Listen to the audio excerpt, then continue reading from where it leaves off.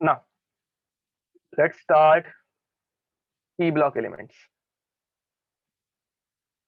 P block elements. Okay. Remember this. तुम लोगों को अगर रेफरेंस बुक यूज करनी है पी ब्लॉक एलिमेंट के लिए तो best reference book is NCERT. ठीक है, एनसीईआरटी को रेफर करना. It is one of the best books. ठीक है, इसमें तुम लोगों को जो कंटेंट मिलेगा उसके अंदर से ही यूजुअली क्वेश्चंस आने वाले हैं. इसके बाहर के एग्जाम्पल्स तुम लोगों को नहीं आएंगे. तो अब आगे बढ़ते हैं. Now in P block element for 11th standard we are going to learn about group 13 and group 14. ठीक है, अब आज हम लोग कुछ इसके बेसिक प्रॉपर्टीज देखने वाले हैं. Now we are going to start with group 13, then 14, 15, 16, 17 and 18. ठीक है, तो ग्रुप 18 के लिए 13 के लिए कौन से एलिमेंट्स रहते हैं अब पढ़ने के लिए हम लोगों ने सारे के सारे पहले से पढ़ के रखे ही है. तो यहाँ पे आता है बैगेट, तो boron, aluminium, gallium, indium and thallium. ठीक है, ये हो गई तुम लोगों की ग्रुप 13 की सीरीज. ठीक है, तो यहाँ पे तुम लोगों को सिर्फ बैगेट याद रखना है और कुछ नहीं. जिन स्टूडेंट्स को शॉर्टकट्स याद नहीं होंगे उनके लिए मैं नीचे लिख दूंगा. ठीक है, तो तुम लोगों को सिर्फ याद रखना है बैगेट या फिर बैंगन आलू गाजर इन थैला. वो जरा बड़ा हो जाएगा तो बैगेट एक बैग का ब्रांड है तो याद रह सकता है तुम लोगों को. अब सेकेंड शॉर्टकट इज, पहले मैं एलिमेंट्स के नाम लिख देता हूँ. Carbon, silicon, germanium, tin and lead. ठीक है, अब इसका क्या था, इसका था केमिस्ट्री. जिन बच्चों के लिए जिनको याद नहीं अभी तक periodic table please by heart कर लेना. केमिस्ट्री सर गिव्स सन की प्रॉब्लम्स. ठीक है, तो ये हम लोगों ने किया भी है. ऐसे गंदे गंदे बहुत सारे प्रॉब्लम्स हम लोगों ने कवर किए हैं. तो केमिस्ट्री सर गिव्स सन की प्रॉब्लम होता है कभी कभार. अब सेकेंड, ग्रुप 15 से लेके ग्रुप 18 तक का जो हम लोग नेक्स्ट ईयर पढ़ने वाले हैं. ठीक है, तो बहुत सारे लोग अभी तक ग्रुप 17 तक पहुंच गए. ठीक है, अब New Zealand, sorry nitrogen, phosphorus, arsenic, antimony and bismuth. ठीक है, अब यहाँ पे याद कैसे रखना है. न्यूजीलैंड, स्पेलिंग मेरी गलत है आई गेस बट ठीक है. न्यूजीलैंड, पाकिस्तान, ऑस्ट्रेलिया, सब भिखारी. ठीक है, ये याद रखो. या फिर नाना पाटेकर, ऐश्वर्या, सब भिखारी. या फिर तुम लोगों को और कोई कोई एक्टर को लेना है, किसी और को किसी कंट्री को लेना है, जो लेना है वो ऐड कर सकते हो. ठीक है, नीचे वाला सब भिखारी चेंज करके अगर कुछ और ऐड करना है तो वो भी कर सकते हो. तो अब हाँ, नो पास सब बकवास वो भी चलेगा. अब उसके बाद ग्रुप 16 के लिए इसका मीनिंग बहुत आध्यात्मिक है. ठीक है, तो ओ शिवा, सी द हॉट. ठीक है, and oxygen, sulphur, selenium, tellurium and polonium. ठीक है, तो ओ शिवा, प्लीज इसको शिवम मत बोलना. सी, सर लिख रहा हूं मैं भी, सी द हॉट. ठीक है, तो हम लोग कभी ना कभी तो इसका एक्सप्लेनेशन में तुम लोगों को दे ही दूंगा, डोंट वरी. बट अनलकीली अभी एक्सप्लेनेशन नहीं दे पाऊंगा मैं तुम लोगों को इसका. ठीक है, अब ऑफलाइन में मैं पक्का डेफिनेटली तुम लोगों को इसका एक्सप्लेनेशन दे दूंगा. अब यहाँ पे ओके, कुछ लोगों को पहले से समझ में आ गया है. ठीक है, अच्छी बात है. ये लक्षण अच्छे नहीं है बट तुम लोगों के, तो but still. Then first class biryani I ate. ठीक है, ये तो सबको पता है. Fluorine, chlorine, bromine, iodine and astatine. ठीक है, तो first class biryani I ate. ठीक है, एंड फाइनली हीना. ओके, ये ऊपर आएगा तो थोड़ा सा यहाँ पे खिचड़ी होगा, बट ठीक है। हीना, नीना और करीना के जेरोक्स रंगीन। ठीक है, तो ये हो गया ग्रुप 18 के लिए। हीना, नीना और करीना और करीना के जेरोक्स रंगीन। ठीक है, तो अ, अभी तक हम लोगों ने कुछ नहीं किया किसी ना, जस्ट यही है बिगिनिंग। ठीक है, इधर से स्टार्ट किया है और कुछ नहीं है। अब यहाँ पे सबसे इंपॉर्टेंट चीज जो हम लोगों को याद रखनी रहती है वो रहती है मेटालॉइड की सीरीज। मेटालॉइड्स के ऊपर की तरफ नॉन मेटल्स और मेटालॉइड्स के नीचे की तरफ मेटल्स। ठीक है, अब तुम लोग अलग अलग बुक्स में देखोगे तो तुम लोगों को बोरॉन के ऊपर अलग अलग डेफिनेशन दिखेंगी। ठीक है, तो बोरॉन एनसीईआरटी में मेटालॉइड्स में कंसिडर किया जाता है। आई गेस, मुझे अभी याद नहीं है एनसीईआरटी में किया जाता है कि नहीं, बट बहुत सारे बुक्स में ये एनसीईआरटी या फिर किसी और बुक में, फॉरेन ऑथर्स की बुक्स में, कुछ इंडियन ऑथर्स की बुक्स में भी ये नॉन मेटल ऐसे कंसिडर किया जाता है। ठीक है, तो अभी के लिए हम लोग भी इसको नॉन मेटल की तरह ही कंसिडर कर लेते हैं। और अगर नॉन मेटल नहीं रहेगा तो इस, सॉरी नॉन मेटल बोल रहा हूँ, मेटालॉइड की तरह कंसिडर किया जाता है। और अगर मेटालॉइड की तरह कंसिडर नहीं किया है तो इसको नॉन मेटल की तरह ट्रीट किया जाता है। तो ये जरा अजीब ही है। ठीक है, अलग अलग जगहों पे इसको मेटालॉइड बोला जाता है, कभी कभार इसको नॉन मेटल भी बोला जाता है। तो उसको अभी के लिए मैं नॉन मेटल में ही फिक्स कर रहा हूँ, ले रहा हूँ। एंड फिर तुम लोगों को ये ऐसे एक लैडर बनानी है। ठीक है, एंड बस ये लैडर यहाँ पे आके खत्म हो गई। तो हाँ, अभी मैं यहाँ पे इसको मेटालॉइड की तरह ट्रीट कर रहा हूँ। ठीक है, बोरॉन यहाँ पे लिख देना। तुम लोग नीचे नोट में ही लिख देना कि बहुत सारी जगहों पे इसको नॉन मेटल की तरह भी ट्रीट किया जाता है। Here we are considering it as a metalloid. ठीक है, तो गलती से मैंने इसको नॉन मेटल बोल दिया, बट हाँ, तो ऑल दीज आर मेटालॉइड्स, याद रखो ऑल दीज आर मेटालॉइड्स। अब ये मेटालॉइड्स है, तो मेटालॉइड्स के नीचे यहाँ पे मैंने डैश निकाली है, तो उसके नीचे वाला पार्ट वो कौन सा पार्ट रहता है? नीचे वाला पार्ट क्या रहता है? नीचे वाले सारे के सारे बन जाते हैं मेटल्स। ठीक है, एंड ऊपर वाले क्या बन जाएंगे? ऊपर वाले बन जाएंगे नॉन मेटल्स। तो अगर तुम लोगों को याद होगा, मैंने तुम लोगों को बताया था, जो ऊपर की तरफ चले गए ना पीरियोडिक टेबल में, सिर्फ उतने ही नॉन मेटल्स है। ठीक है, और इनके अलावा और एक नॉन मेटल है, किसी को याद है इनके अलावा और कौन सा नॉन मेटल बचा? ये कितने नॉन मेटल्स है यहाँ पे जितने भी होंगे? हाँ, करेक्ट बोल रहे हो कोमल। इनके अलावा सिर्फ एक हाइड्रोजन बच जाता है। ठीक है, एक हाइड्रोजन अकेला है जो नॉन मेटल है। एंड ये सारे बाकी नॉन मेटल्स कुछ भी नहीं है। मतलब 80% पीरियोडिक टेबल ये मेटल्स से भरा पड़ा है। 80% पीरियोडिक टेबल ये मेटल्स से भरा पड़ा है। ठीक है, एंड गैसेस, गैसेस भी हम लोगों ने मेंशन कर दिए थे। नाइट्रोजन गैस रहती है, ऑक्सीजन गैस रहती है, chlorine and chlorine gaseous state में रहता है, helium, neon, argon, krypton, xenon and radon, ये सारी नोबल गैसेज ही है। ठीक है, तो ये इतनी गैसेज है। एंड इनके अलावा और एक जो कि हाइड्रोजन, तो इतनी ही गैसेज है। बाकी सारे के सारे क्या है? सॉलिड्स है, एक्सेप्ट लिक्विड्स। लिक्विड्स कौन है? एक है ब्रोमीन और दूसरा है मर्क्यूरी। उतने ही सिर्फ लिक्विड है, दो लिक्विड। एंड बाकी सारे के सारे मेटल्स। एंड ये जो यहाँ पे गैसेज मैंने मेंशन करके दिए वो गैसेज। ठीक है, अब इनका हम लोगों को एटॉमिक नंबर पता रहना चाहिए। मुझे बताओ, एटॉमिक नंबर के लिए मैंने तुम लोगों को बताए थे मैजिक नंबर्स। मैजिक नंबर क्या क्या था? नोबल गैसेस के लिए था 8। ओके, ये कलर दिखता नहीं है। तो नोबल गैसेस के लिए था 8, 8, 18, 18, 32, 32। ठीक है, तो अब हीलियम, हीलियम का एटॉमिक नंबर सबको पता होगा। यहाँ पे हीलियम का एटॉमिक नंबर क्या रहता है? हीलियम का एटॉमिक नंबर रहता है 2। 2 + 8, 2 + 8 कितना हो जाएगा? 10। 10 + 8, 18। 18 + 18, 36।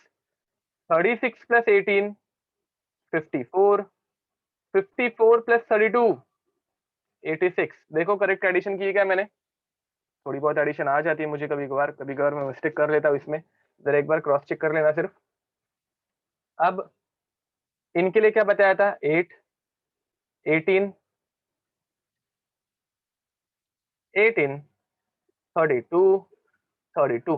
ठीक है, नीचे वाला एलिमेंट अभी तक अनडिस्कवर्ड ही हम लोग मानते हैं, एक्चुअल में इन सबकी डिस्कवरी हो गई है, बट हम लोगों को उससे कुछ नहीं लेना। ठीक है, अब बोरॉन, बोरॉन था 5, 5 में 8 ऐड करोगे तो हो जाएगा 13, 13 में 18 ऐड करोगे तो 13 प्लस 8 21, 21 प्लस 10 31, तो 31 हो जाएगा।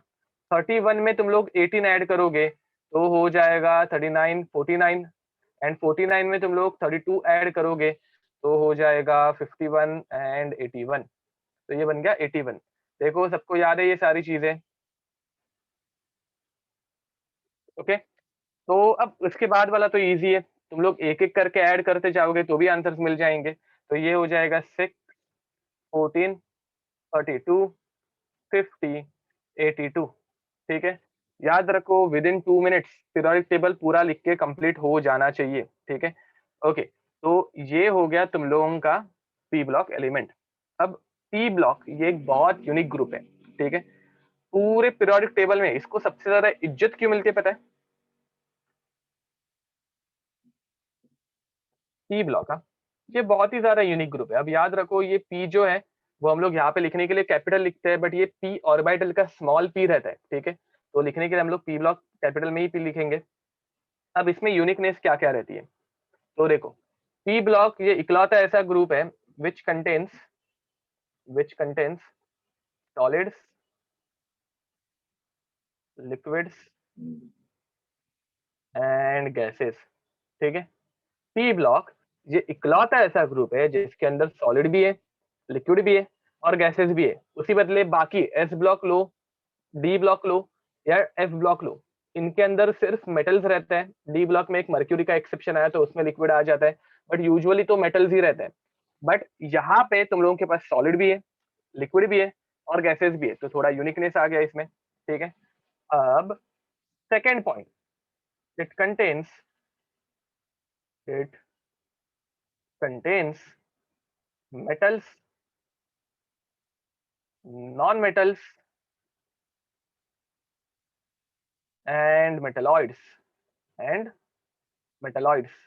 तो अगेन यहाँ पे तुम लोगों को मेटल्स भी मिलेंगे, नॉन मेटल्स भी मिलेंगे और मेटालॉइड्स भी मिलेंगे, तो ये भी एक यूनिकनेस हो गया। अब मेटालॉइड्स कौन से रहते हैं वो याद रखना, तुम लोगों को जितने बार भी मैं लिख के दूं, मैं ये चैप्टर जितनी बार भी पढ़ाता हूँ, मैं बहुत सी बार खुद मेटालॉइड्स में कभी कभार मतलब कंफ्यूज हो ही जाता हूँ। ठीक है, तो एक बार लिख देते हैं। एक रहता है बोरॉन, दूसरा रहता है सिलिकॉन, तीसरा रहता है जर्मेनियम, चौथा रहता है, अभी ऊपर जाता है तो आर्सेनिक, उसके बाद आता है एंटीमनी एंड उसके बाद आता है टेल्यूरियम। ठीक है, और टेल्यूरियम को मैंने गलत लिखा, टेल्यूरियम। ठीक है, तो ये सारे के सारे रहते हैं मेटालॉइड्स। ठीक है, तो इसमें एक एक्सेप्शन कौन सा आ सकता है, तो एक एक्सेप्शन आ सकता है, just give me a minute.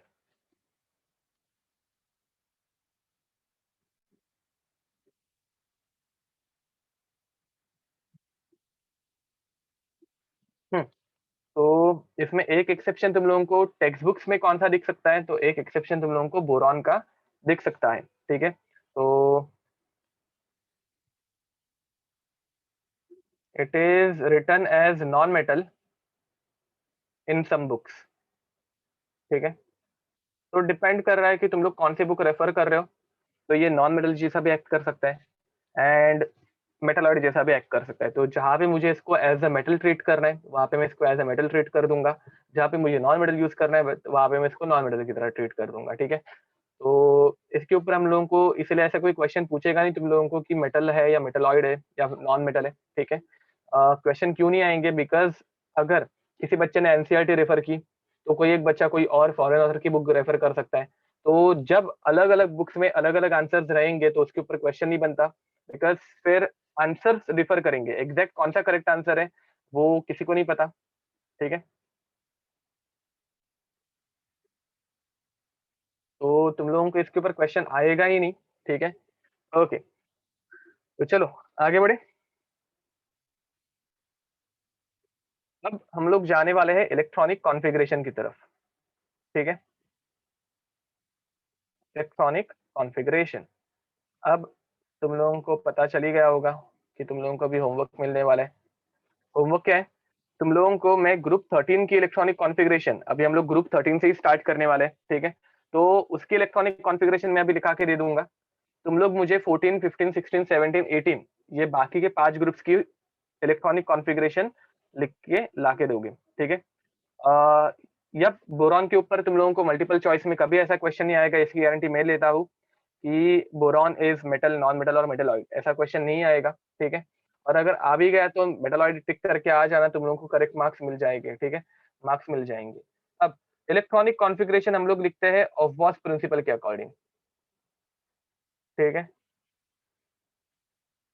अब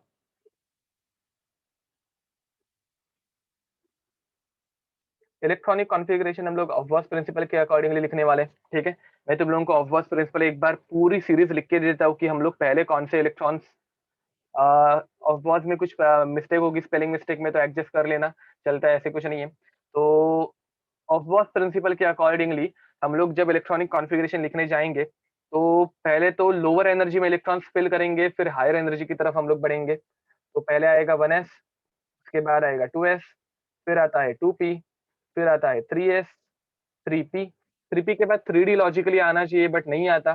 पहले आता है 4s according to Aufbau principle, फिर आएगा 3d, उसके बाद आएगा 4p, उसके बाद आएगा 5s, फिर आएगा 5p, ठीक है?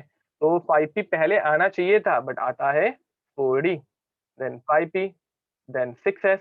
अब 6s के बाद आना चाहिए था 6p बट वो भी नहीं आता, पहले आता है 4f, ठीक है?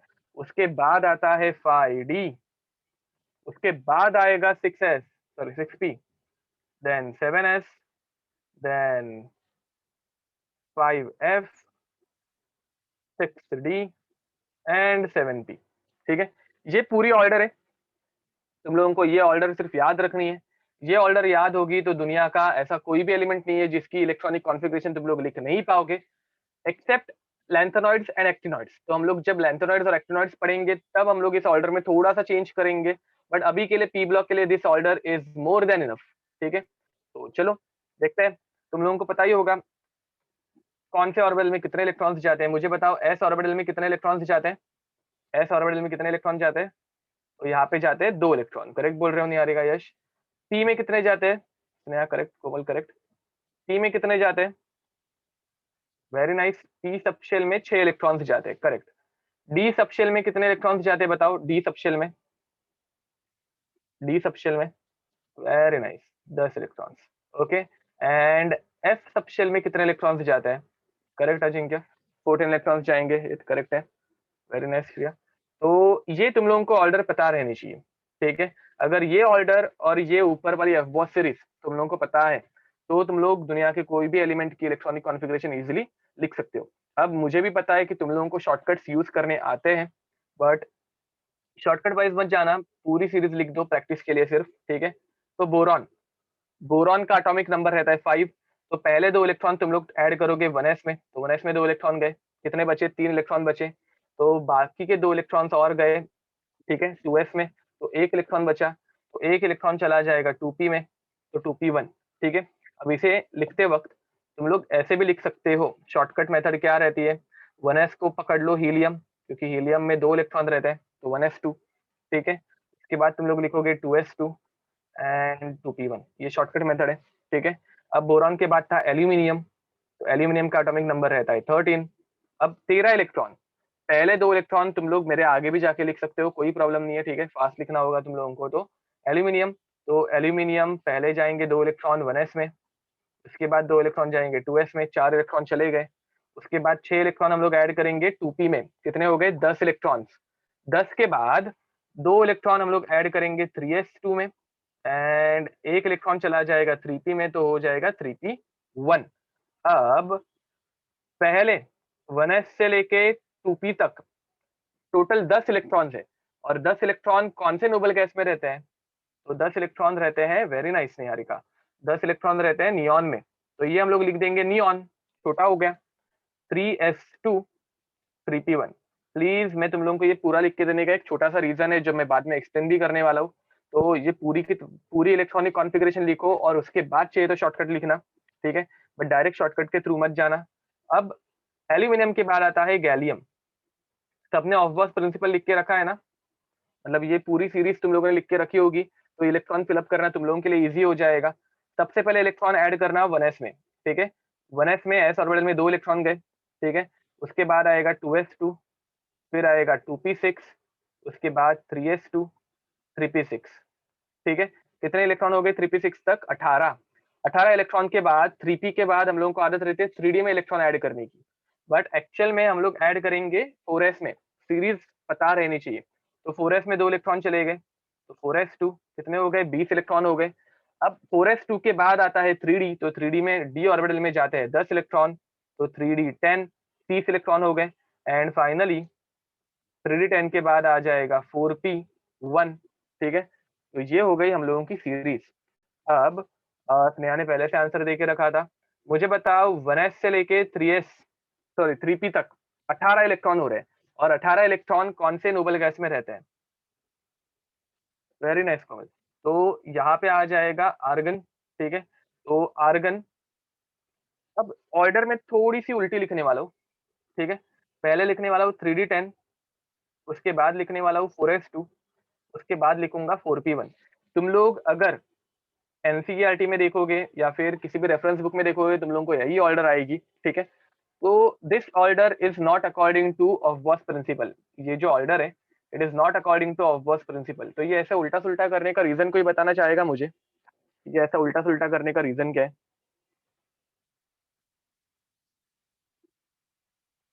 तो अरे अपना तो दिमाग चलाओ पहले। जब कोमल करेक्ट बोल रहे हो, okay. Akshay, even your answer is correct. हेत करेक्ट आंसर है। तो यहाँ पे जब Shreya to make orbits order wise, ठीक है। तो देखो, ये जो 3 4 नंबर है, ठीक है, ये प्रिंसिपल प्रिंसिपल क्वांटम नंबर रहता है। And principal quantum number tells us about, principal quantum number tells us about what? Number of shell, ठीक है। तो सबसे पहले प्रोटॉन, उसके बाद आता है फर्स्ट शेल, फिर आता है सेकंड शेल, फिर आता है थर्ड शेल, फिर आता है फोर्थ शेल, ठीक है। तो यहाँ पे 3d जो है वो अंदर की तरफ रहने वाला है, and 4s orbital and 4p orbital जो है वो बाहर की तरफ रहने वाले हैं। तो ऑब्वियसली हम लोग अंदर के शेल को पहले लिखेंगे, इसलिए तुम लोगों को टेक्स्ट बुक में पहले 3d10 दिखेगा, उसके बाद 4s2 दिखेगा, और उसके बाद 4p दिखेगा, ठीक है। तो चलो आगे बढ़ते हैं। अब गैलियम के बाद आता है इंडियम। इंडियम 31 प्लस 18 हो जाएगा 49, ठीक है। तो यहाँ पे वापस इलेक्ट्रॉनिक कॉन्फ़िगरेशन में लिखते जा रहा हूँ, अगर कुछ मिस्टेक हो गई तो मुझे बता देना। 1s2, 2s2, 2p6, 3s2, 3p6, 4s2, 3d10, 4p6, उसके बाद आएगा 5s2। कितने हो गए थे ये? 30, 36, 38। उसके बाद आएगा 5s2 के बाद आता है 4d10, तो हो गए 48। 48 के बाद आ जाएगा 48, और 49 चाहिए तो 5p1। देखो करेक्ट है। अब 4p6 तक 36 इलेक्ट्रॉन्स हो जाते हैं, ठीक है। उसके बाद 38, 48, 49, ऐसा किया ना? करेक्ट बोल रहे हो। तो ये हो गई अपनी एक दूसरी नोबल गैस, एंड इसका नाम है क्रिप्टॉन, ठीक है। ये पूरी चीज बार बार लिखने का एक तुम लोगों को प्रैक्टिस होने के लिए, मैं इसके बाद ये कभी लिखना ही नहीं वाला हूँ, ठीक है। ये फर्स्ट एंड लास्ट टाइम है इस चैप्टर में, तो उसके लिए भी। एंड और एक चीज कि मुझे ये ऑर्डर तुम लोगों को बाद में not according to Aufbau principle लिख के देनी है, ठीक है। तो मैं डायरेक्ट अगर लिखूंगा तो बहुत सारे लोगों को डाउट रहेगा कि अरे ये ऐसे क्यों हो रहा है। तो it is according to number of shells. तो होमवर्क भी तुम लोगों को ऐसा ही करना है, पूरी ऑर्डर लिख के फिर तुम लोगों को शॉर्ट फॉर्म यूज करना है, ठीक है। याद रखो, जब हम लोगों को पूरी ऑर्डर लिखने की आदत पड़ेगी तब जाके शॉर्ट फॉर्म्स हम लोग डायरेक्ट लिख पाएंगे, ठीक है। तो इंडियम के बाद आता है थैलियम। थैलियम का एटॉमिक नंबर रहता है 81, ठीक है। तो ब्रेस योर सेल्फ नाउ, बहुत बड़ा होने वाला है। 1s2, 2s2, 2p6, 3s2, 3p6, 4s2, 3d10, 4p6, 5s2, 4d10, 5p6, 6s2, 4f14, 5d10, 61। देखो, आई गेस 81 इलेक्ट्रॉन्स हो गए रहेंगे। हो गए क्या, चेक करना ये कैलकुलेट करके। तो करेक्ट बोल रहे हो यश। अब यहाँ पे 1s2 से लेके 5p6 टोटल हो जाते हैं 54 electrons, if I am not wrong. ठीक है, जब 61 ही आएगा। देखो, ये 54 इलेक्ट्रॉन्स यहाँ पे हो गए रहेंगे होपफुली। अब ये 56 इलेक्ट्रॉन्स होने के बाद, सॉरी 54 इलेक्ट्रॉन्स यहाँ पे हो गए रहेंगे। 54 इलेक्ट्रॉन होने के बाद ये हो गए 54, 54 प्लस 50, 54 प्लस 2 56, यहाँ पे हो गए 56 इलेक्ट्रॉन्स। उसमें 14 ऐड करोगे तो यहाँ पे हो जाएंगे 70 इलेक्ट्रॉन। 70 में 10 ऐड करोगे तो यहाँ पे हो जाएंगे 80 इलेक्ट्रॉन, और एक ऐड करोगे तो हो जाएगा 81। ठीक है, तो यहाँ पे जाके 81 इलेक्ट्रॉन्स हो गए रहेंगे। तो अब आगे 54 इलेक्ट्रॉन मतलब हम लोग क्या लिखेंगे, 54 इलेक्ट्रॉन मतलब हम लोग लिखेंगे जेनॉन। तो ये हो गया जेनॉन। अब उसके बाद बचा क्या, सबसे पहले 4f लिखना। ठीक है, क्योंकि वो फोर्थ शेल सबसे पहले आएगा, तो 4f14, उसके बाद आएगा 5d10, उसके बाद आएगा 6s2, एंड फाइनली आएगा 6p1। ठीक है, तो ये हो गई इलेक्ट्रॉनिक कॉन्फ़िगरेशन। ये हम लोग हर एक ब्लॉक में नहीं करने वाले हैं, ये मैंने तुम लोगों को फर्स्ट टाइम बता दिया है अभी। ठीक है, तो मुझे बताओ, ऐसा कोई स्टूडेंट है क्या जिसको अभी इलेक्ट्रॉनिक कॉन्फ़िगरेशन लिखने में तकलीफ है? अगर तकलीफ होगी तो प्लीज प्रैक्टिस करना, होमवर्क करके रखना। ठीक है, 5s2 एंड 5p6 नहीं आएंगे, वो जेनॉन में चले गए। तो ये इतना याद रखोगे तो तुम लोगों को इलेक्ट्रॉनिक कॉन्फ़िगरेशन लिखना सफिशिएंट हो जाएगा। ठीक है, ऑफवर्स प्रिंसिपली तुम लोगों को यूज होता है इलेक्ट्रॉनिक कॉन्फ़िगरेशन लिखने के लिए। ओके, तो चलो आगे बढ़े, होमवर्क करके आना ना।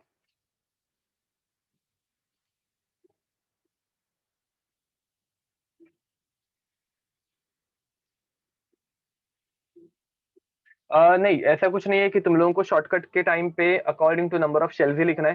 तुम लोग शॉर्टकट भी अकॉर्डिंग टू ऑफवर्स प्रिंसिपल लिख सकते हो।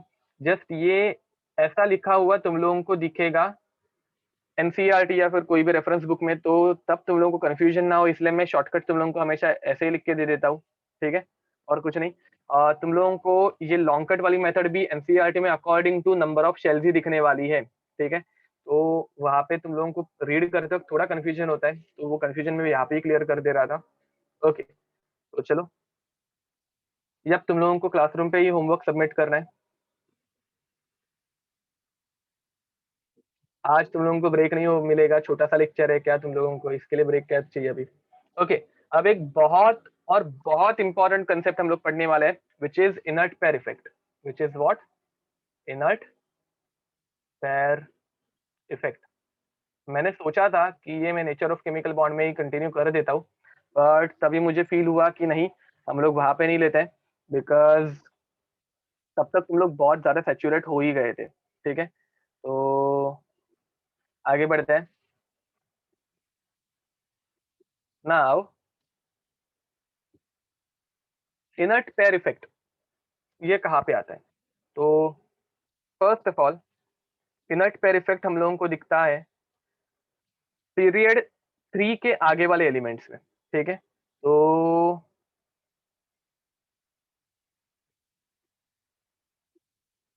यप, ये इनर्ट नहीं नहीं नहीं, इनर्ट लोन पेयर और इसमें बहुत डिफरेंस है। मैंने तुम लोगों को इनर्ट लोन पेयर पढ़ाया था, बट वो तुम लोगों के सिलेबस में नहीं है, ये भी बताया था। ठीक है, तो इन और by the way that was inactive lone pair, that was inactive lone pair. तो इनएक्टिव लोन पेयर ये थोड़ा डिफरेंट रहता है, और इनर्ट लोन पेयर ये डिफरेंट है। इनएक्टिव लोन पेयर हाइब्रिडाइजेशन में पार्टिसिपेट नहीं करती, इनर्ट लोन पेयर रिएक्शन में ही पार्टिसिपेट नहीं करती। तो चलो याद रखो, पीरियड 4 से लेके 6 तक तुम लोगों को दिखेगा इनर्ट पेयर इफेक्ट। ठीक है, कहाँ से कहाँ पर? तो इनर्ट पेयर इफेक्ट तुम लोगों को दिखता है पीरियड 4 से लेके 6 तक। ठीक है, मतलब गैलियम, इंडियम और थैलियम में तुम लोगों को इनर्ट पेयर इफेक्ट दिखेगा। तो गैलियम के केस में दिखता है, 31 एटॉमिक नंबर है इसका,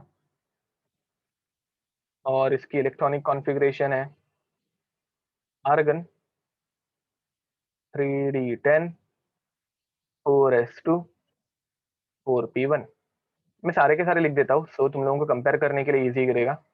बोरॉन ये रहता है हीलियम 2s2 2p1। एल्यूमिनियम ये रहता है नियॉन 3s2 3p1। देखो मुझे तुम लोगों के थ्रू ही आंसर चाहिए, इसलिए मैं वापस लिख रहा हूँ ये। तो गैलियम ये रहता है आर्गन 3d10 4s2 4p1। उसके बाद आता है indium which is krypton 4d10 5s2 5p1। And उसके बाद आता है thallium which is xenon 4f14 5d10 6s2 and 6p1। Okay, तो जब यश करेक्ट गेस मारा आपने, कोमल करेक्ट बोला, तो वेरी नाइस, तुम लोगों को समझ में आ गया होगा। तो मुझे बताओ इनर्ट पेयर इफेक्ट, जिन लोगों को अभी तक कुछ ग्रास नहीं हुआ होगा, सोचो जरा कि इनर्ट पेयर इफेक्ट किसकी वजह से है। तो हिन प्रणय करेक्ट आंसर है। तो इनर्ट पेयर इफेक्ट किसकी वजह से होना चाहिए? हित करेक्ट है। तो देखो यहाँ पे अगर तुम लोग देखोगे तो ग्रुप 4 से लेके, सबको समझ में आ गया, वेरी नाइस।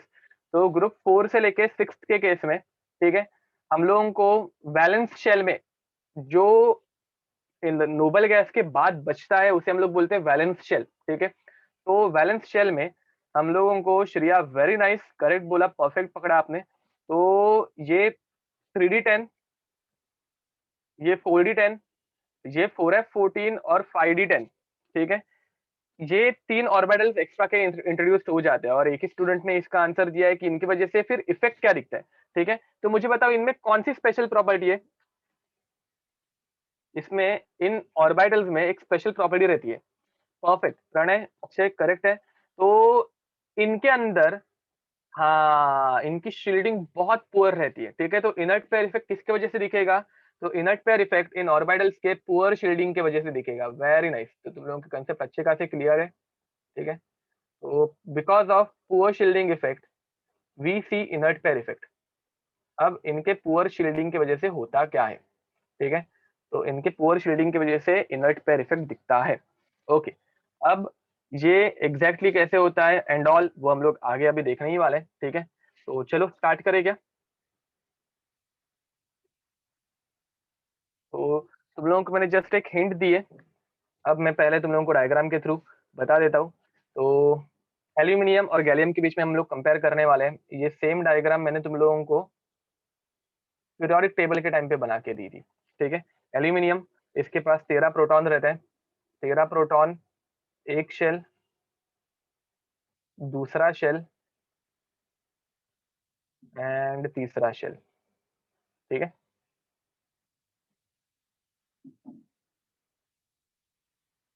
ओके, अब एल्यूमिनियम के पास 13 प्रोटॉन है, तो ऑब्वियसली 13 इलेक्ट्रॉन भी रहने वाले हैं। फर्स्ट शेल में सिर्फ 2 ही इलेक्ट्रॉन आएंगे, सेकेंड शेल में 8 इलेक्ट्रॉन्स आएंगे,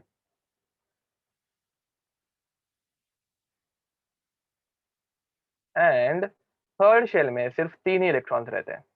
कितने? तो सिर्फ 3, ठीक है। तो अब उसके बाद सेकेंड हम लोग गैलियम को कंपेयर करने वाले हैं। गैलियम के पास 31 इलेक्ट्रॉन्स रहते हैं, ठीक है, और 4 शेल रहते हैं। अब तुम लोगों को ये एक्सेप्शन तो पता ही है कि गैलियम के पास 4 शेल रहते हुए भी इसकी साइज एल्यूमिनियम से छोटी रहती है, और उसका reason poor shielding of d d orbital, ठीक है।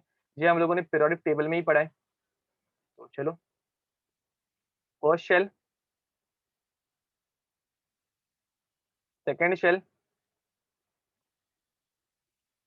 थर्ड शेल,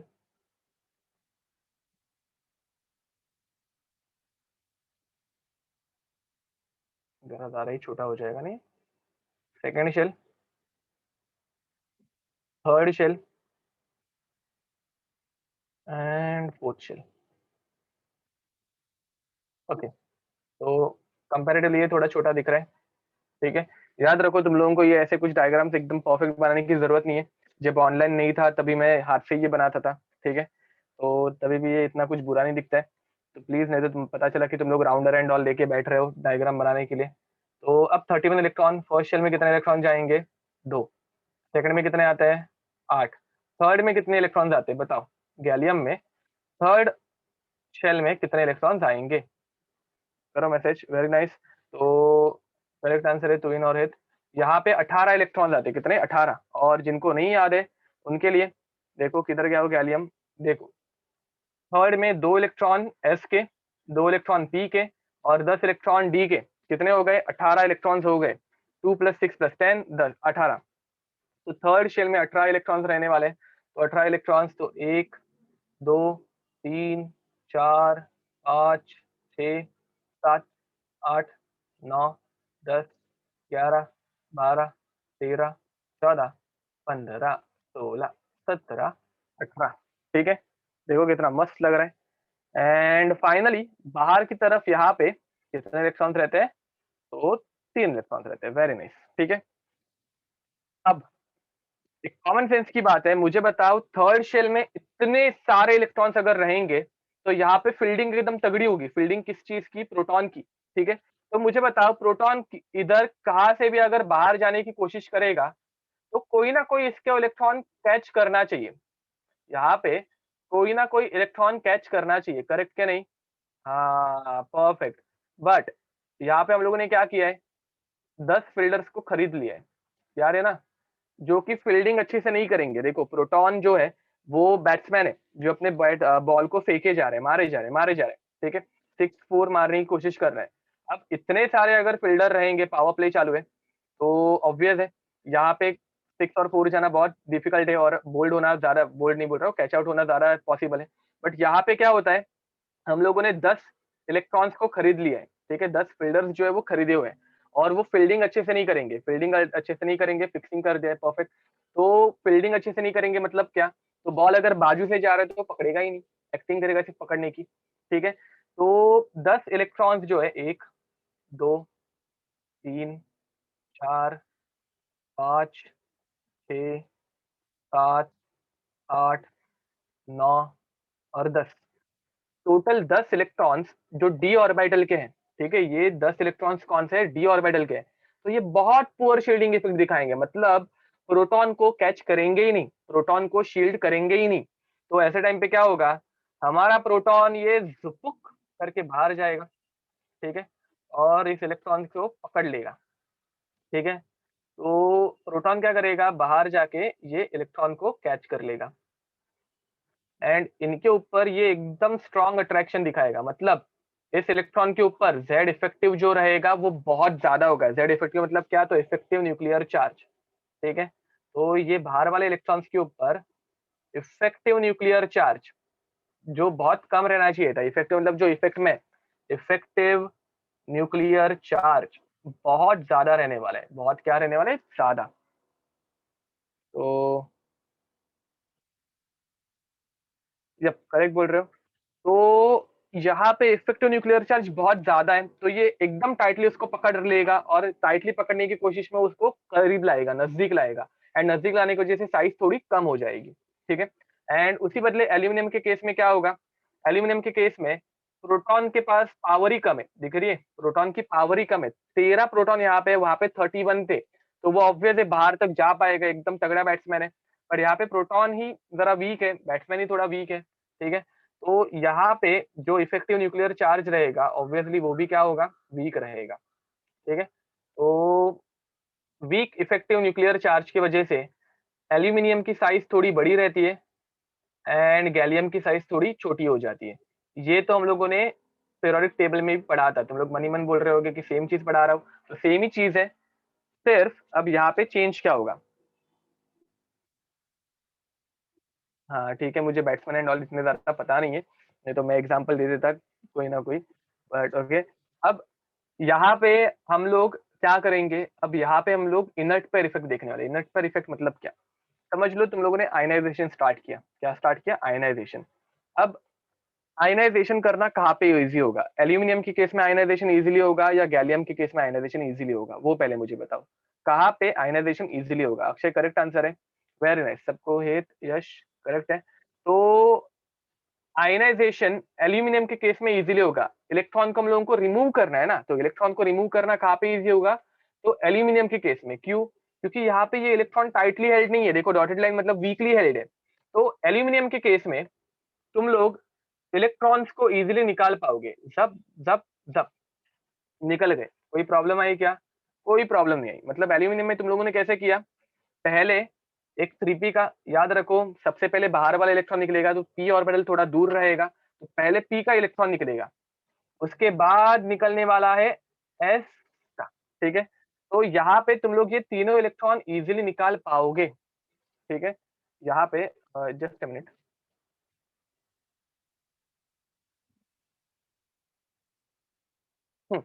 तो यहाँ पे तुम लोग ये तीनों इलेक्ट्रॉन इजीली निकाल पाओगे। ठीक है, अब उसी बदले जब हम लोग जाएंगे इंडियम के पास, इंडियम बोल रहा हूँ, गैलियम के पास, तो क्या होता है वो अभी जरा देखते हैं। चलो आगे बढ़ते हैं। नेक्स्ट, यहाँ पे एल्यूमिनियम में से तुम लोग तीनों इलेक्ट्रॉन अगर इजीली निकाल पाओगे तो एल्यूमिनियम का ऑक्सीडेशन नंबर क्या बनेगा, एल्यूमिनियम का ऑक्सीडेशन नंबर बनेगा +3, ये सबको पता है। अब जरा गैलियम की तरफ जाते हैं, मुझे बताओ गैलियम के केस में क्या होगा। यहाँ पे इलेक्ट्रॉन्स निकालना थोड़ा डिफिकल्ट है, यहाँ पे इलेक्ट्रॉन्स निकालना थोड़ा डिफिकल्ट है, बिकॉज यहाँ पे इफेक्टिव न्यूक्लियर चार्ज बहुत ज्यादा है। ठीक है, इफेक्टिव न्यूक्लियर चार्ज जब बहुत ज्यादा होगा तो होगा क्या, तुम लोगों ने गट्स करके एक इलेक्ट्रॉन को निकाल दिया, बहुत बहुत ज्यादा एनर्जी दी और एक इलेक्ट्रॉन निकल गया। अब न्यूक्लियस भड़क जाएगा ना, न्यूक्लियस क्या बोलेगा कि साला मेरा एक इलेक्ट्रॉन गया, अब मैं बाकी के इलेक्ट्रॉन्स को एकदम टाइटली पकड़ के रखूंगा, सॉरी फॉर माई लैंग्वेज, गलती से निकल गई। तो एक इलेक्ट्रॉन निकल गया तो मैं बाकी के इलेक्ट्रॉन को एकदम टाइटली होल्ड करके रखूंगा। वो छोटे बच्चे का मैंने एग्जांपल दिया था, अगर तुम लोग छोटे बच्चों से एक लॉलीपॉप खींच के ले लोगे तो वो बाकी के अपने लॉलीपॉप एकदम टाइटली पकड़ के रख देगा। ठीक है, तो ये दो इलेक्ट्रॉन्स की पेयर जो है वो एकदम टाइटली पकड़ के रख दिए मैंने। ठीक है, अब मुझे बताओ ये दो इलेक्ट्रॉन्स इजीली निकलेंगे क्या, ये दो इलेक्ट्रॉन्स इजीली अभी निकलेंगे क्या, नहीं निकलेंगे। तो एक इलेक्ट्रॉन की पेयर जो है वो निकलने ही नहीं वाली है इजीली। तो जो चीज इजीली रिमूव नहीं होगी या फिर जो चीज इजीली रिएक्शन में पार्टिसिपेट नहीं करेगी उसे तुम लोग अभी क्या बोलोगे, तो ये एक इलेक्ट्रॉन की पेयर रह गई, करेक्ट बोल रहे हो हित, इनर्ट। ठीक है, तो because of poor shielding of, देखो ये कहां से स्टार्ट हुआ है, ये डी ऑर्बिटल के पुअर शील्डिंग की वजह से स्टार्ट हुआ।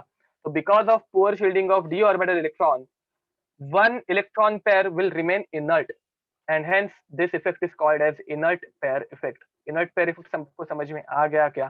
देखो थियरी पढ़ते वक्त तुम लोगों को ये डायग्राम एंड और कुछ दिखती नहीं है, तो तभी वो समझ के लेना जरा डिफिकल्ट हो जाता है। ठीक है, अब ये कौन से ऑर्बिटल की पेयर इनर्ट रहेगी, याद रखो इलेक्ट्रॉन गैलियम में से भी निकालोगे तो पहला इलेक्ट्रॉन तुम लोग निकालोगे एस में से, ठीक है, सॉरी पी में से, एंड बाद में एस ऑर्बिटल की इलेक्ट्रॉन पेयर जो है वो इनर्ट हो जाएगी। ठीक है, तो ओके, वापस एक बार देख लो। तो अब गैलियम के केस में कैसे होने वाला है, गैलियम के केस में इफेक्टिव न्यूक्लियर चार्ज बहुत तगड़ा है। अब बहुत तगड़ा अगर इफेक्टिव न्यूक्लियर चार्ज है तो तुम लोग फर्स्ट इलेक्ट्रॉन इजीली निकाल पाओगे, फर्स्ट इलेक्ट्रॉन तुम लोग यहाँ पे इजीली रिमूव कर पाओगे। अब फर्स्ट इलेक्ट्रॉन निकल गया तो प्रोटॉन क्या बोलेगा, मेरे एक इलेक्ट्रॉन को ले लिया, अब मैं बाकी के दो इलेक्ट्रॉन नहीं दूंगा, मेरे करण अर्जुन नहीं जाएंगे यहाँ से। ठीक है, तो प्रोटॉन इन दोनों को एकदम टाइटली होल्ड करके रखेगा, एकदम टाइटली होल्ड करके रखेगा, तो तुम लोग इसको अभी रिमूव कर पाओगे क्या, तो ये रिमूव नहीं हो पाएंगे। अगर इलेक्ट्रॉन से रिमूव नहीं हो रहे हैं तो ये कभी रिएक्ट कर पाएंगे क्या, तो ये रिएक्ट नहीं कर पाएंगे। ठीक है, तो because of high nuclear charge, because of high effective nuclear charge, one electron pair will not participate in reaction, that is it will remain inert। ठीक है, and hence this effect is called as inert pair effect. तो अगर तुम लोगों को किसी ने पूछा इनर्ट पेयर इफेक्ट किसके वजह से दिखता है, तो मुझे बताओ इनर्ट पेयर इफेक्ट किसके वजह से दिखता है। अगर एक लाइन में तुम लोगों को सिर्फ बताना है, ये रामायण नहीं है, एक लाइन में सिर्फ बताना है इनर्ट पेयर इफेक्ट किसकी वजह से दिखता है, तो किसकी वजह से दिखेगा, तो अरे पुअर शील्डिंग ठीक है, but poor shielding of what, poor shielding of what,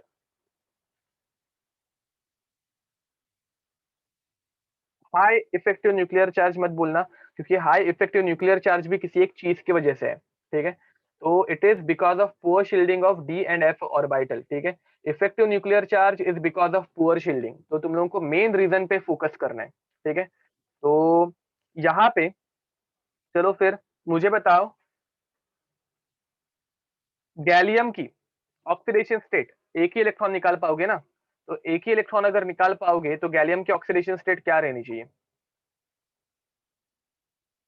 very nice. तो गैलियम की ऑक्सीडेशन स्टेट रहनी चाहिए +1, ठीक है।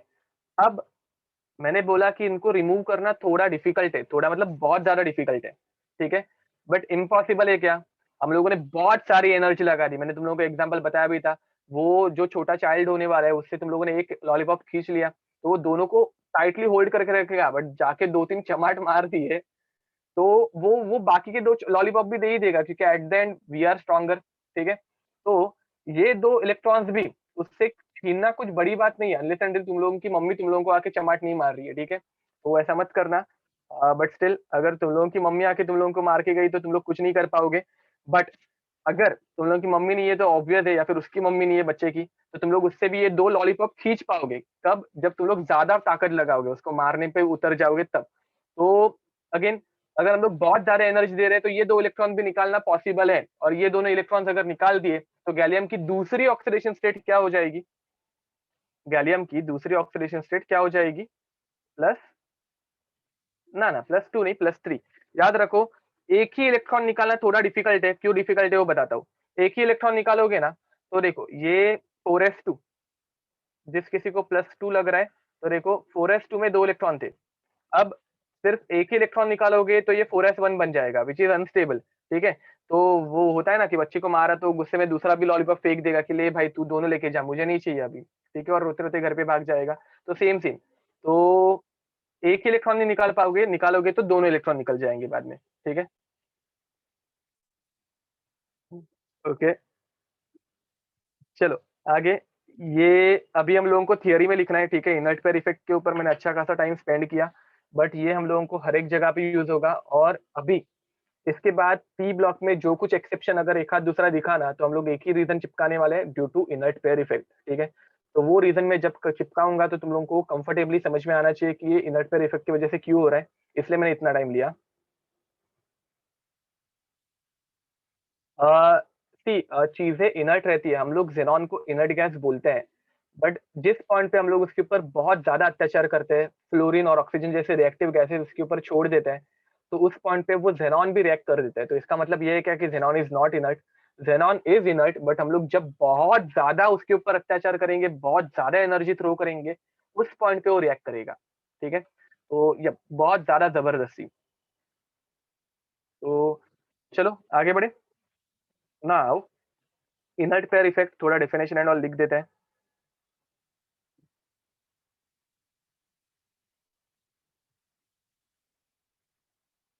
जब हम लोग सारी चीजें एक बार रिवाइज करने ही वाले हैं, तो इनर्ट पेयर इफेक्ट की डेफिनेशन लिख देता हूँ। इनर्ट पेयर इफेक्ट, ठीक है। मैं स्टेप बाय स्टेप मतलब पॉइंट्स वाइज लिखने वाला हूँ, सो तुम लोगों को वो याद रीड करते वक्त जरा इजी करे। तो poor due to poor shielding of d and f orbital electrons, effective nuclear charge, effective nuclear charge on outermost electron, outermost electron increases। ये फर्स्ट पॉइंट था हम लोगों का, ठीक है। आगे बढ़ते हैं, जस्ट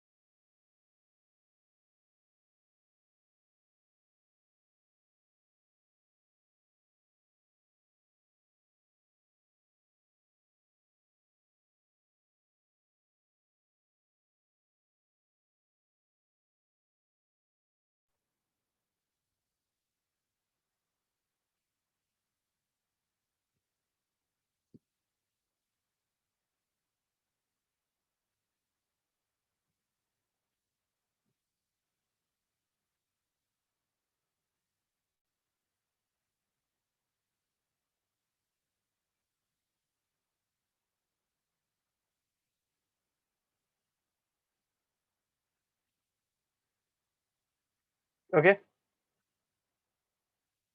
चलो तो कंटिन्यू करते हैं। तो फर्स्ट पॉइंट याद रखना, पुअर शील्डिंग इफेक्ट है जिसकी वजह से इफेक्टिव न्यूक्लियर चार्ज बढ़ गया।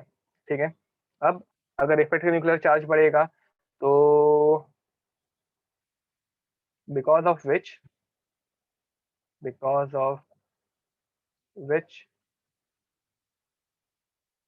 Removal of outermost electron outermost electron becomes difficult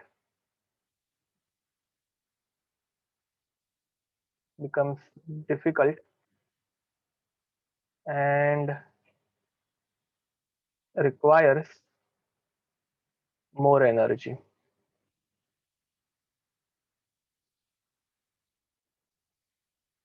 As Z effective increases, it renders scientific word और कुछ नहीं, ठीक है, it renders one lone pair inert, hence one lone pair मत बोलना, वन इलेक्ट्रॉन पेयर बोल दो, one electron pair, one S orbital electron pair, one S orbital electron pair inert, and hence it is called as inert pair effect।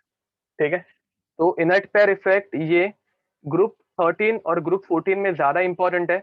जैसे जैसे हम लोग आगे की तरफ जाते जाएंगे इनर्ट पेयर का इफेक्ट कम होते जाएगा। ठीक है, तो ग्रुप 15, 16, 17, 18 के लिए ये ना के बराबर यूज होता है, बट 13 और 14 मतलब 11th स्टैंडर्ड में हम लोग जो कुछ पढ़ेंगे उसके लिए ये बहुत ज्यादा इंपॉर्टेंट है। ठीक है, तो लिख दो ये जरा, फिर हम लोग आगे बढ़ेंगे टुवर्ड्स ऑक्सीडेशन नंबर। ठीक है, नाउ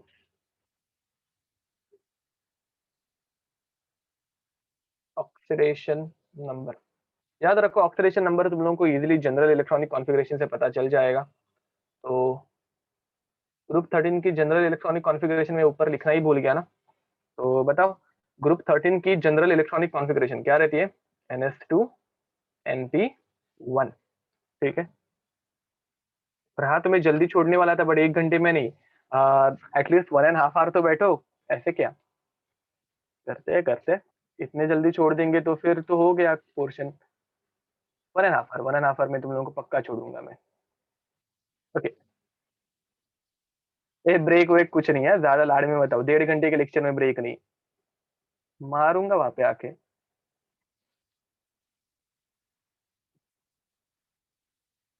ओके, तो no that was not the normal timing, lecture was till 8:30 ना, तो I am going to leave you at 7:30।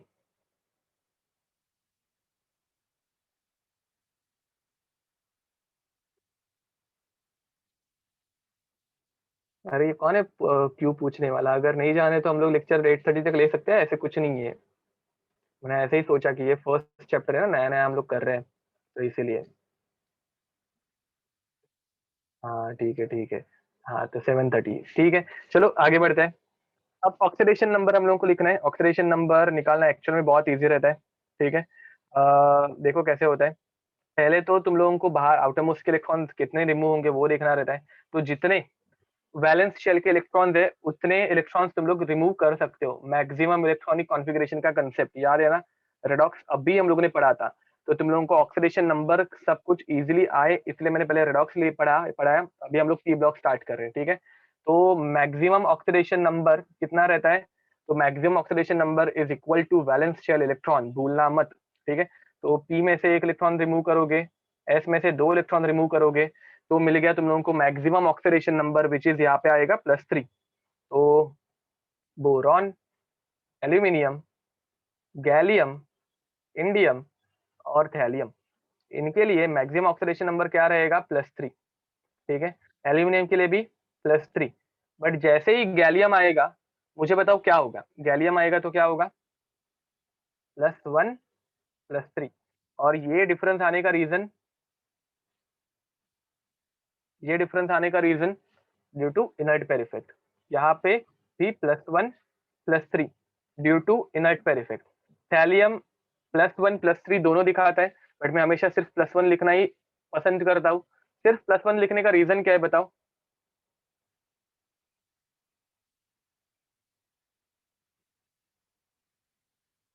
Perfect. तो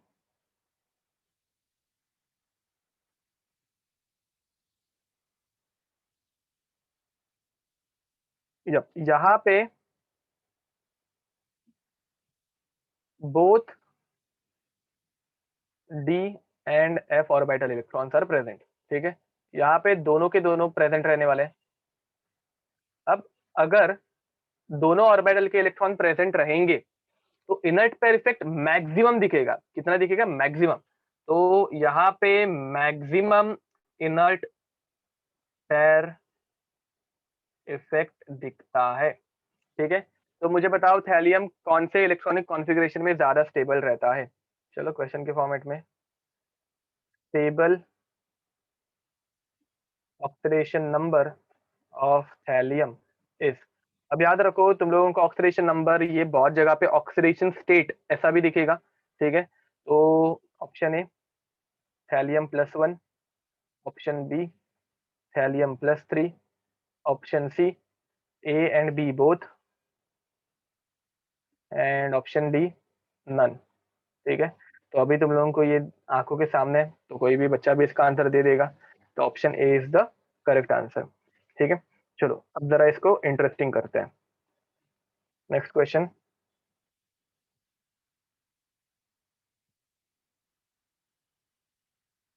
which one is better better oxidising agent? देखते हैं तुम लोगों को कितना रेडॉक्स रिएक्शन पता है। Which one is a better oxidising agent? Option A thallium trichloride, option B thallium chloride, option C indium trichloride, and option D indium chloride. बताओ चलो।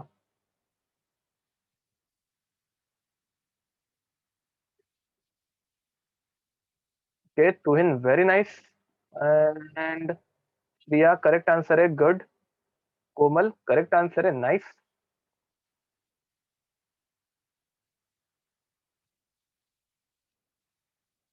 और बाकी के लोग कुछ फायदा नहीं है, वो रेडॉक्स पहले पढ़ा के कुछ फायदा नहीं है, पैसा बर्बाद।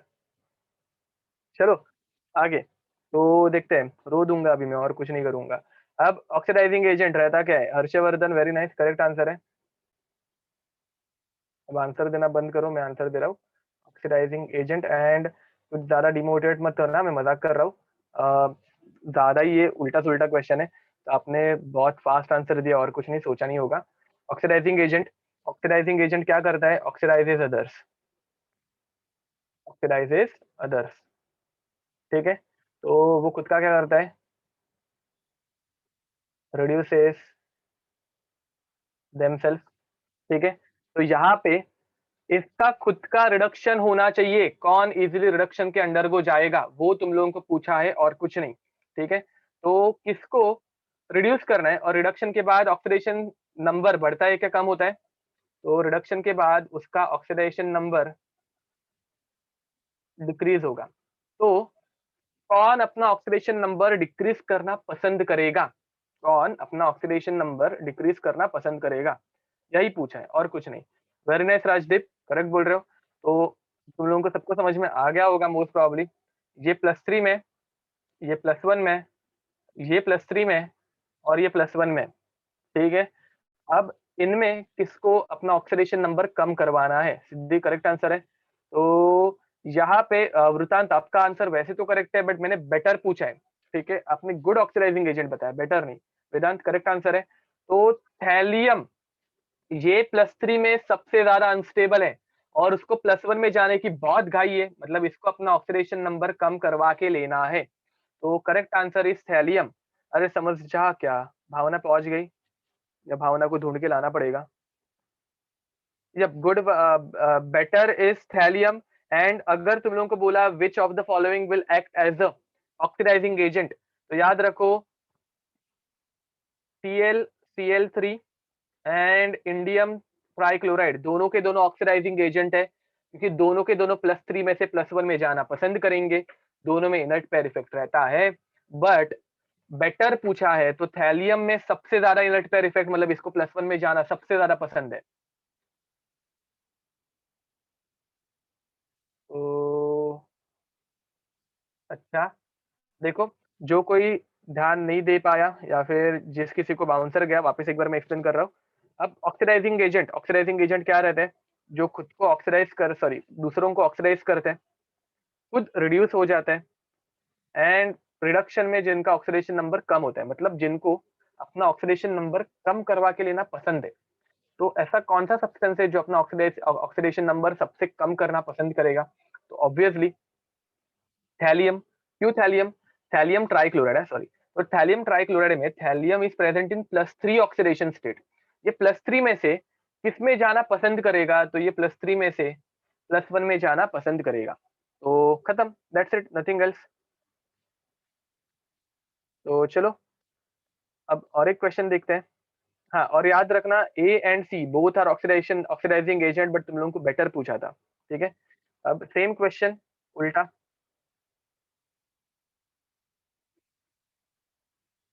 विच one is better? Reducing agent. याद रखो, एग्जामिनर को जो क्वेश्चन चाहिए वो पूछ सकता है। ठीक है, by the way this question ऊपर वाला या नीचे वाला दोनों में से कोई एक तुम लोगों को जेई में पूछा था। अरे हाँ ठीक है, शांति रखो, ऑप्शन लिखने दो, बट करेक्ट आंसर है।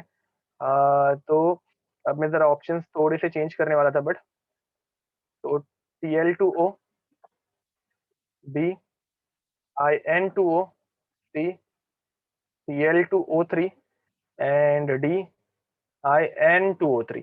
ठीक है, तो कुछ नहीं, तुम लोगों को वो सॉल्ट्स अलग अलग दे सकता है। Very nice Akshay, correct answer है। बाकी के स्टूडेंट्स आंसर दो। नहीं, अजिंक्य। असीम करेक्ट आंसर है, वेरी नाइस। तुहिन करेक्ट आंसर है। अमेय करेक्ट आंसर है। बाकी के लोग अच्छे से सोचो, तुम लोगों को यहाँ पे ऐसे उल्टा सुल्टा घुमा फिरा के क्वेश्चन पूछा है। ठीक है, ये क्वेश्चंस ऐसे वाले जेई में पूछे गए। हर्षवर्धन करेक्ट आंसर है, करेक्ट। ओके, तो अभी तुम लोगों को क्या पूछा है? अभी तुम लोगों को पूछा है रिड्यूसिंग एजेंट। ठीक है, तो रिड्यूसिंग एजेंट सामने वाले को करता है रिड्यूस, रिड्यूसेस अदर्स, सामने वालों को ये करेगा reduce. Option point number 2, oxidises itself. And point number 3, यहाँ पे ऑक्सीडेशन नंबर जो है वो इंक्रीज होगा। तो तुम लोगों को ऐसी स्पीशीज ढूंढनी है जिसको अपना ऑक्सीडेशन नंबर इंक्रीज करने के लिए, मतलब चलेगा, अलाउ कर सकता है वो। ठीक है, तो ऐसी कौन सी स्पीशीज है जो अपना ऑक्सीडेशन नंबर इंक्रीज करेगी? तो दो ऑप्शन हमेशा याद रखो, दो ऑप्शन डायरेक्ट कैंसिल आउट हो जाते हैं।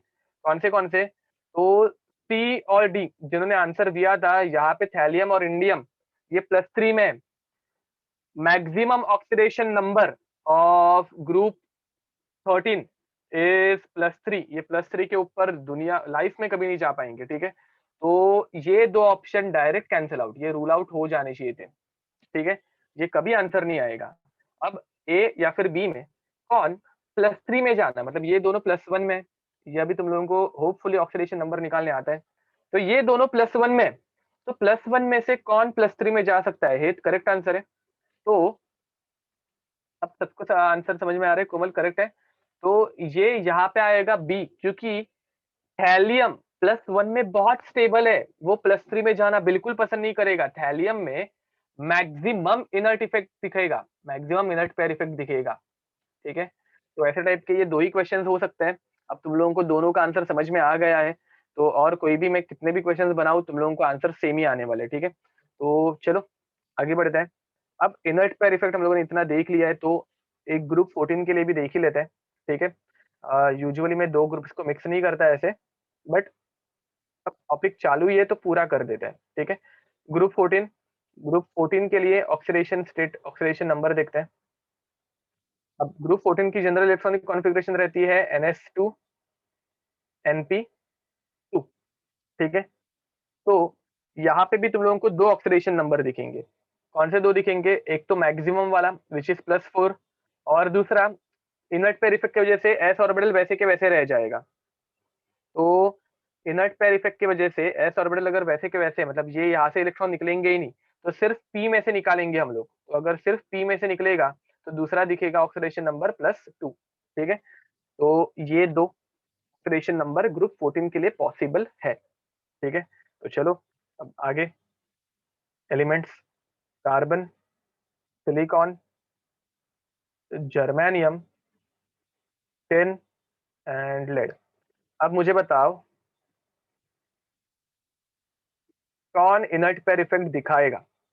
तो जर्मेनियम, टिन और लेड ग्रुप, सॉरी ग्रुप बोल रहा हूँ, पीरियड 4 के बाद वाले जो है वो इनर्ट पेयर इफेक्ट दिखा सकते हैं। तो कार्बन, कार्बन कौन सा ऑक्सीडेशन नंबर दिखाना पसंद करेगा? +4, बट इसके लिए हम लोग +4 नहीं लिखते हैं। इसका रीजन कोई बताना चाहेगा?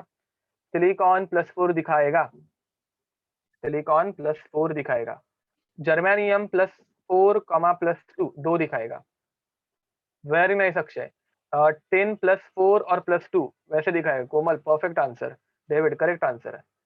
लेड जो है वो सिर्फ +2 +4 दिखाएगा। मैं ऐसे नहीं बोल रहा हूँ कि लेड कभी भी +2 नहीं दिखाएगा, बट यहाँ पे हम लोग +2 ही दिखाएंगे। मतलब मैं हमेशा +2 सिर्फ लिख के देता हूँ because it shows maximum inert pair effect. तो मैक्सिमम की फिलिंग आने के लिए +2, ठीक है। तो यहाँ पे हम लोग कुछ नहीं लिखते हैं because it forms covalent bond, ठीक है। तुम लोगों के कंसेप्ट अभी अच्छे खासे क्लियर हो गए हैं, आंसर्स अच्छे खासे देने लग गए हो तुम लोग, ठीक है।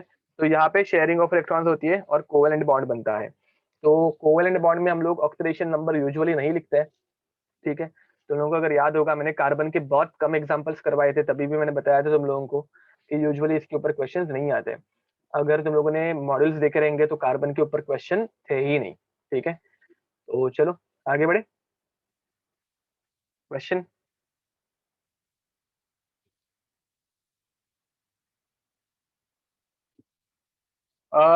याद रखो जर्मेनियम कोवैलेंट सॉलिड बनाता है, बट जर्मेनियम खुद के साथ कोवैलेंट सॉलिड बनाता है। जो हम लोगों ने वो क्वेश्चन देखा था ना, उसमें जर्मेनियम का खुद का कंपाउंड कैसे रहता है, मतलब जर्मेनियम दूसरे जर्मेनियम के साथ कौन से बॉन्ड बनाएगा? तो कोवैलेंट बॉन्ड बनाएगा। बट जर्मेनियम अगर किसी हैलोजन के साथ आया तो वो आयनिक बॉन्ड बना सकता है। For example GeCl4, germanium tetrachloride, ठीक है। तो यहाँ पे ये अपने आयनिक बॉन्ड्स बना सकते हैं। चलो क्वेश्चंस देखते हैं। Which one is better reducing agent, ठीक है। तो which one is a better reducing agent?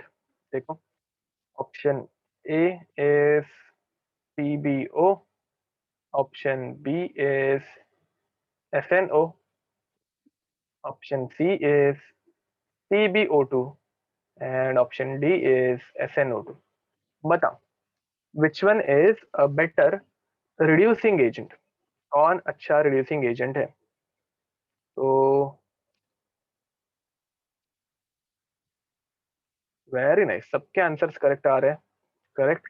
तो ओके, बहुत कम लोग हैं जिनके आंसर्स रॉन्ग है, नहीं तो बाकी उनके सबके करेक्ट है।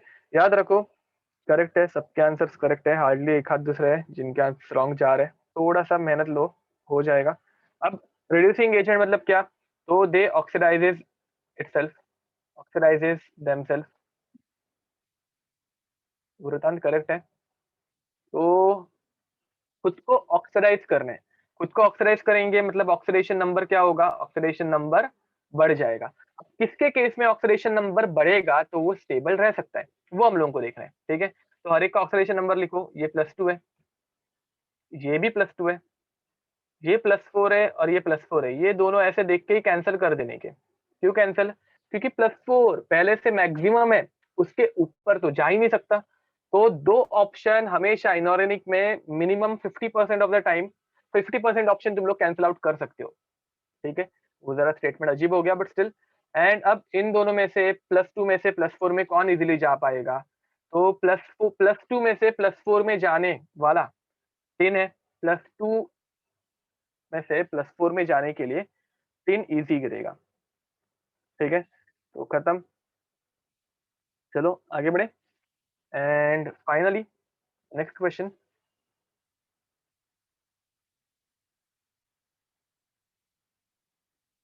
which one is a better oxidising agent? मतलब ऑक्सीडाइजिंग एजेंट के केस में उसको अपना अपना खुद का ऑक्सीडेशन नंबर कम करना है। ठीक है, तो मैं ऑप्शंस चेंज नहीं कर रहा हूँ, मैं सेम ऑप्शन रख रहा हूँ। तुम लोगों को डायरेक्ट आंसर बताने के लिए इजी गिरेगा।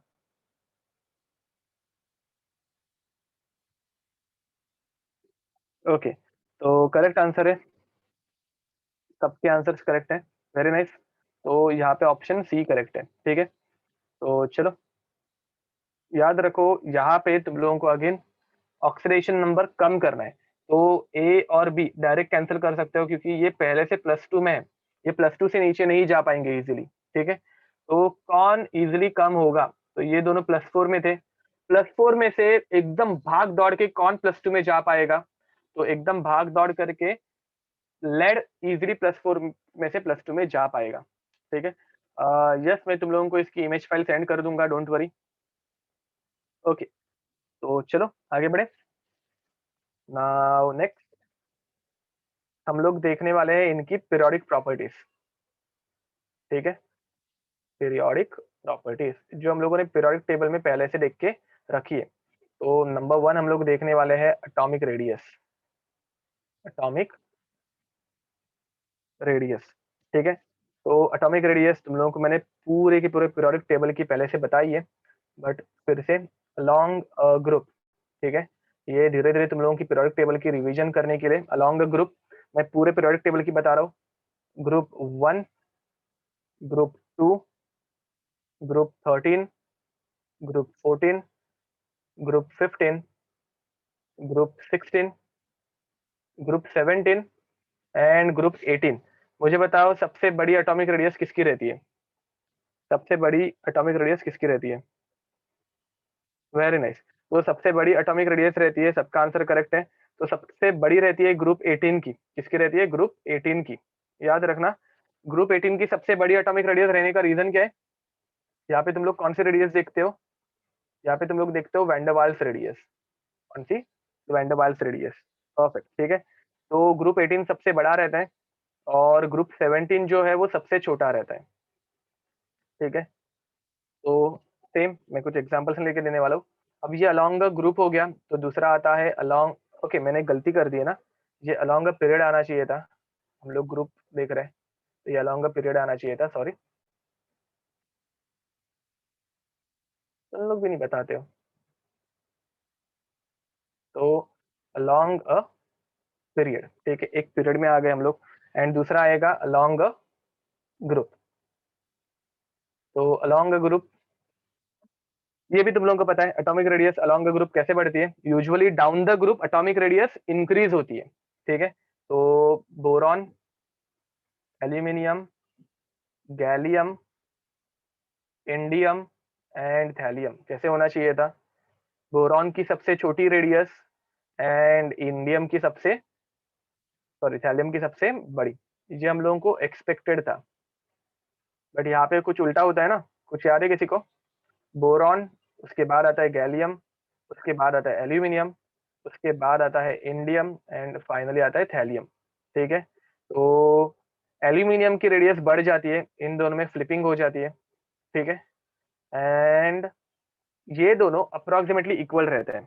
ये दोनों अप्रोक्सीमेटली इक्वल रहते हैं। वेरी नाइस अजिंक्य, नक्षत्र करेक्ट आंसर है। तो ये होने का रीजन क्या है? तो ये होने का रीजन है poor shielding of D orbital electrons. ठीक है, परफेक्ट। डी ब्लॉक कॉन्ट्रैक्शन वो भी करेक्ट है, तुम लोग इसको डी ब्लॉक कॉन्ट्रैक्शन भी बोल सकते हो। ठीक है, एंड यहाँ पे इसका क्या बोलोगे? इसका क्या बोलोगे? एक तो तुम लोग बोल सकते हो लेंथेनॉइड कॉन्ट्रैक्शन, ठीक है, पीरियोडिक टेबल प्लीज रिवाइज करके आना। फर्स्ट एक तो लेंथेनॉइड कॉन्ट्रैक्शन बोलो, या फिर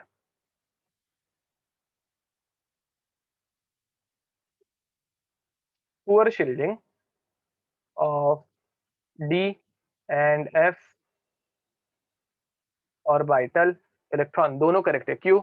क्योंकि because of poor shielding of d and f orbital electron lanthanoid contraction होता है, ठीक है। तो दोनों लिख सकते हो, कोई फर्क नहीं पड़ता, दोनों में से कोई एक लिख के आओ वो भी चल जाएगा, ठीक है। चलो, तो ये हो गई तुम लोगों की एटॉमिक रेडियस, ठीक है। अब एटॉमिक रेडियस के बाद आयनिक रेडियस आती है। तो अब मैं तुम लोगों को फोकट ऐसे बोर नहीं करूंगा सेम चीजें बार बार बता के। तो atomic radius slash ionic radius दोनों सेम रहते हैं, ठीक है। स्लैश आयनिक रेडियस दोनों का ट्रेंड सेम रहने वाला है, except this along a period, ठीक है।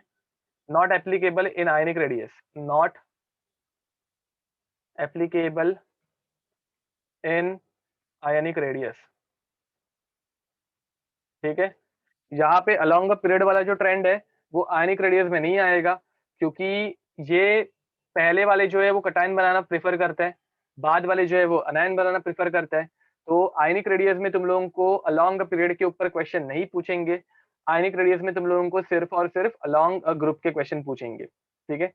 तो अटोमिक रेडियस और आयनिक रेडियस इनका ट्रेंड सेम रहता है अलोंग ग्रुप में, ठीक है। Same trend for atomic radius and ionic radius।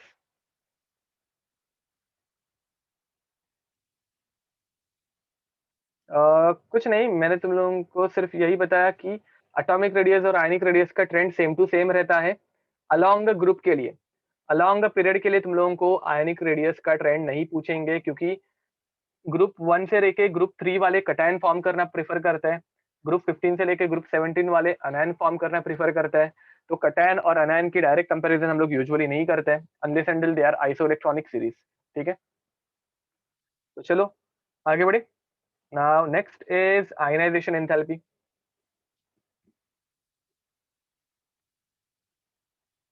Second is ionisation enthalpy.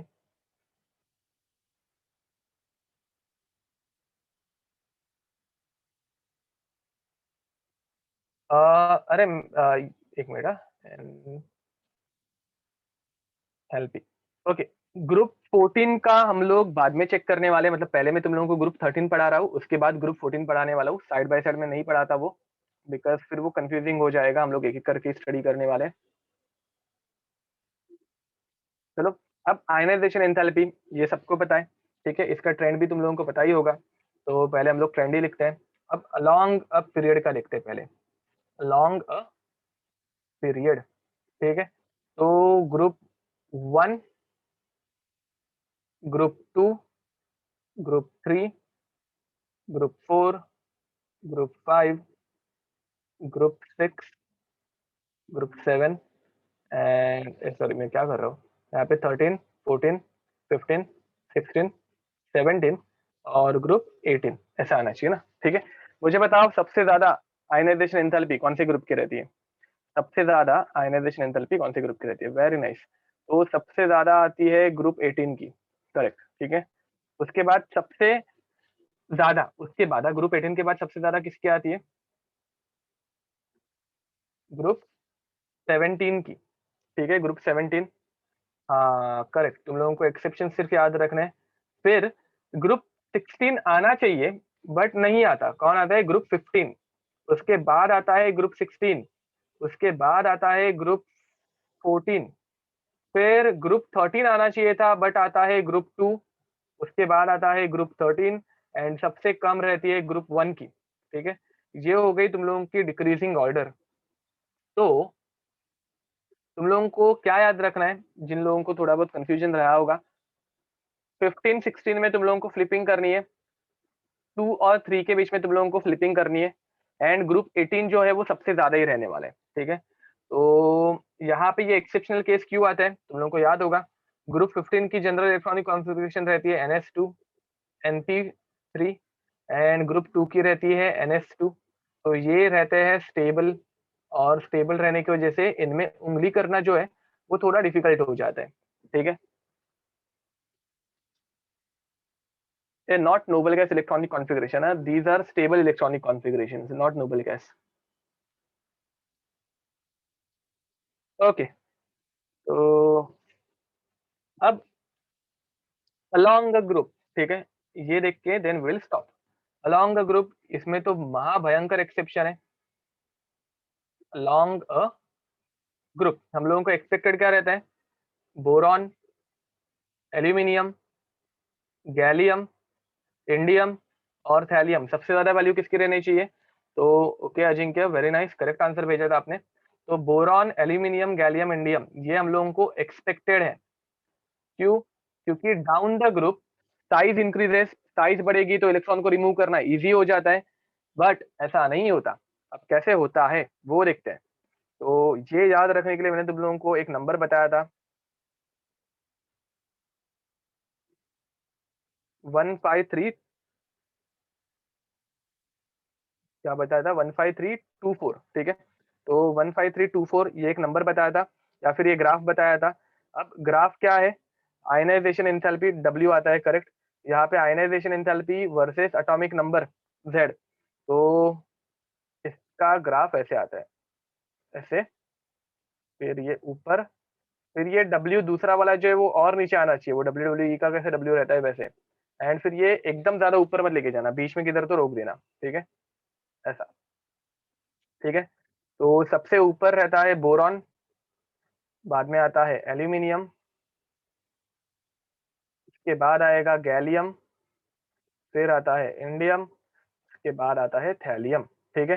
तो सबसे ज्यादा वैल्यू बोरॉन की, वो करेक्ट थे हम लोग, बट सेकंड नंबर पे एल्यूमिनियम आना चाहिए था, बट नहीं आ पाता बेचारा। सेकंड नंबर पे आ जाता है थैलियम, ठीक है। उसके बाद थर्ड नंबर पे आता है गैलियम, उसके बाद फोर्थ नंबर पे आता है एल्यूमिनियम, एंड एकदम नीचे आता है गरीब हमारा इंडियम, ठीक है। तो ऑर्डर है बोरॉन सबसे ज्यादा, उसके बाद थैलियम, उसके बाद गैलियम, उसके बाद एल्यूमिनियम, एंड उसके बाद इंडियम। तो 153 एंड 24, ठीक है। तो ये नंबर याद रखना। अब मुझे बताओ, थैलियम में ये रीजन क्या दोगे? रीजन मैं यहाँ पे रीजन शॉर्ट में लिखने वाला हूँ, तुम लोगों को जैसे ज्यादा थियरी लिख के नहीं दूंगा, तो तुम लोग बोर कम होंगे। थैलियम में इसका रीजन क्या आएगा? परफेक्ट, तो यहाँ पे तुम लोग बोलोगे लैंथेरॉइड कॉन्ट्रैक्शन, ठीक है। लैंथेरॉइड कॉन्ट्रैक्शन एकदम सिंपल रीजन, या फिर because of poor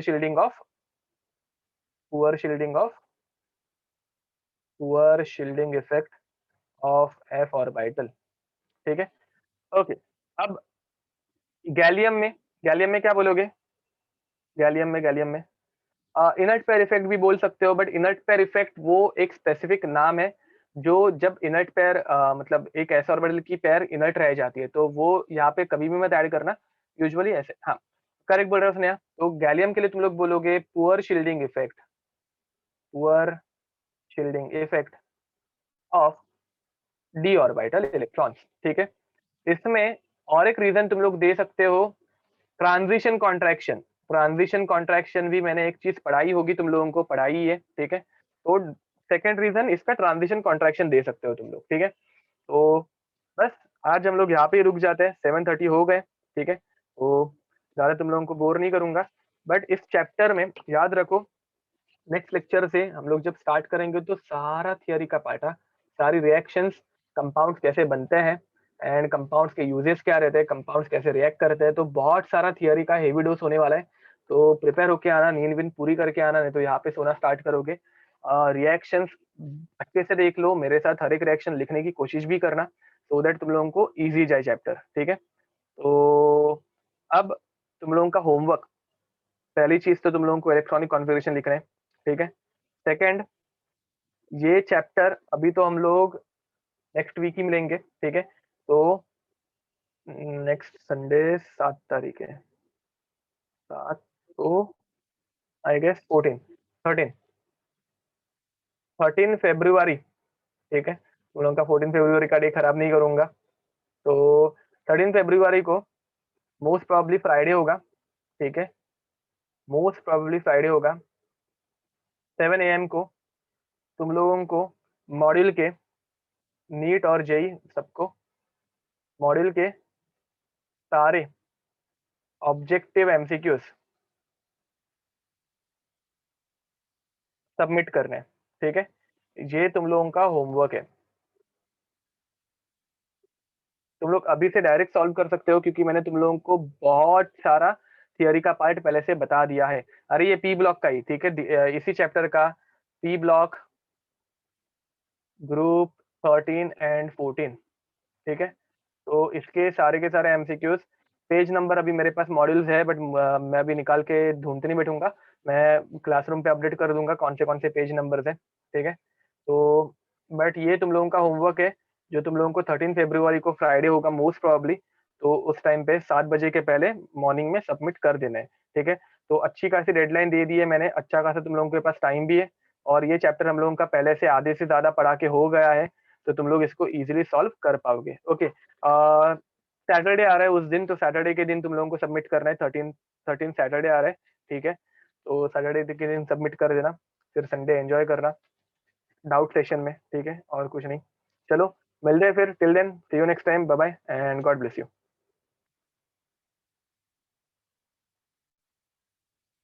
bye bye everyone.